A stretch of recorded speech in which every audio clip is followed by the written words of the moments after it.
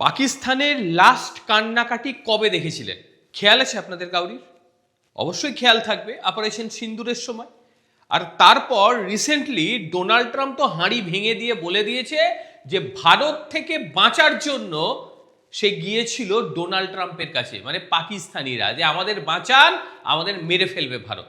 Cambodia and Thailand, Pakistan and India would have been a nuclear war. 35 million people said the Prime Minister of Pakistan would have died if it were not for my involvement. আর এবার পাকিস্তানের সংসদের মধ্যে দাঁড়িয়েই সেখানকার president Asif Ali Zardari একেবারে অনুনয় বিনয় ভারতকে নিয়ে, যে আমরা যুদ্ধ করতে চাই না, আলোচনায় বসুন। আচ্ছা বলুন তো, ভারত এর মধ্যে কবে বলল আমরা যুদ্ধ করব? ভারত বলেছে কোনো সময়? আসলে বিষয়টা যেটা হলো সেটা হচ্ছে, বর্তমান যে আবহ, সেই আবহতে পাকিস্তান ভাবছে যে ভারতবর্ষ বোধহয় তাদের উপর হামলা করে দেবে। ভেবে দেখুন, ভারতবর্ষ মিডল ইস্টে কি হচ্ছে তার জন্য নিজে কেন যুদ্ধের মধ্যে জড়াতে যাবে, আর এই রকম একটা পাকিস্তানের মতন নগণ্য দেশের জন্য নিজের গোলা বারুদ কেনই বা নষ্ট করতে যাবে? এটা তো আমরা জানি, কিন্তু একেবারে যথেষ্ট ভয় ভীতি পেয়ে গিয়েছে এই ভদ্রলোক। একে আসিফ আলী জারদারি, এ হচ্ছে পাকিস্তানের প্রেসিডেন্ট। একেবারে চাঞ্চল্যকর বক্তব্য দিয়েছে। কি বলেছেন শুনবেন? তার দাবি ভারত নাকি এখন যুদ্ধ করতে চায়, হঠাৎ করে নাকি ভারতবর্ষ প্রস্তুতি নিচ্ছে যুদ্ধের। কেনই বা তিনি কথা বললেন? কেনই বা তিনি ভারতের সঙ্গে আলোচনায় বসার জন্য বললেন? এই সমস্ত কিছু আমরা আলোচনা করব এবং জানার চেষ্টা করব কেন পাকিস্তান এই ধরনের কথাবার্তা বলছে, এর নেপথ্যে অন্য ঠিক কি কারণ রয়েছে, সবটা জানব। বর্তমান অবস্থা যুদ্ধের, আপনারা জানেন কি পরিস্থিতি চলছে গোটা পৃথিবী জুড়ে।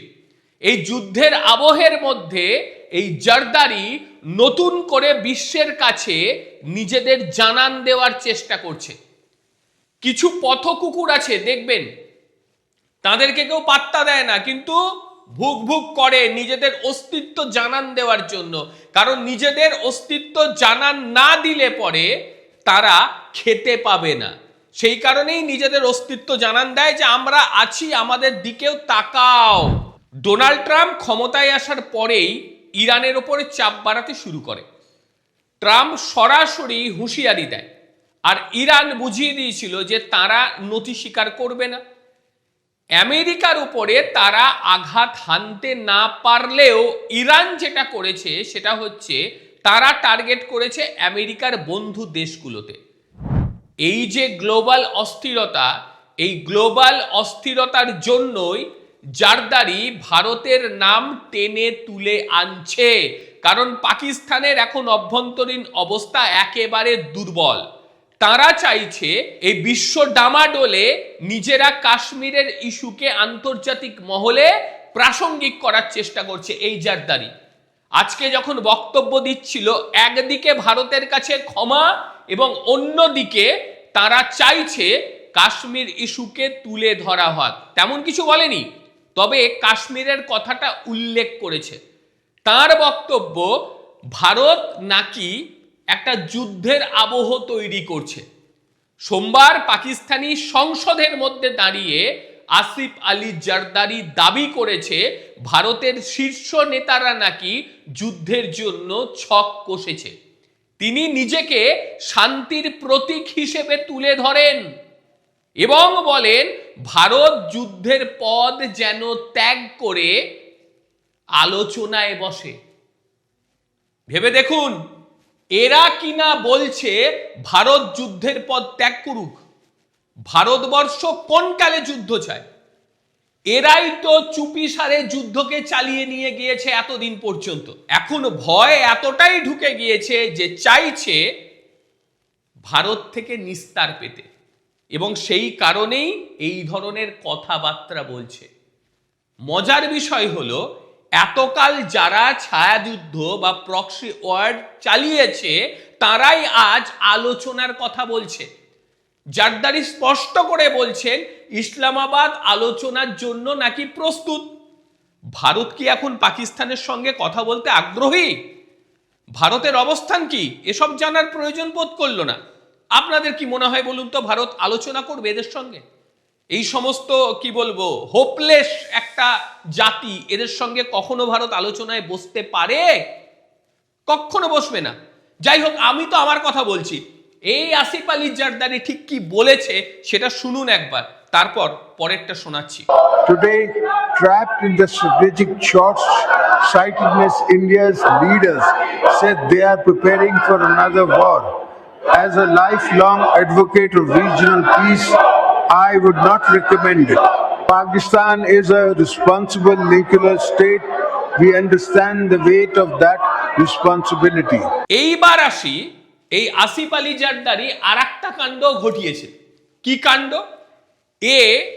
সেই ইন্ডাস ওয়াটার ট্রিটি বলতে সিন্ধু জল চুক্তি, সেটাকেও তুলে ধরেছেন এবং বলছে যে ভারত পেহেলগাঁও হামলার পর সিন্ধু নদীর জলকে পুরো মাত্রায় বন্ধ করে দিয়েছে।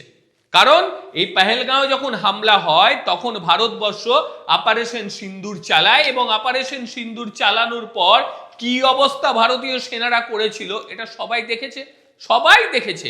এবং তারপর ভারতবর্ষ যে ডিসিশন নেয় যে তারা এক ফোঁটা জল দেবে না। এই দেখুন, জলকে পুরো বেঁধে দিয়েছে, পুরো। এবারে জল কোথায় যাবে?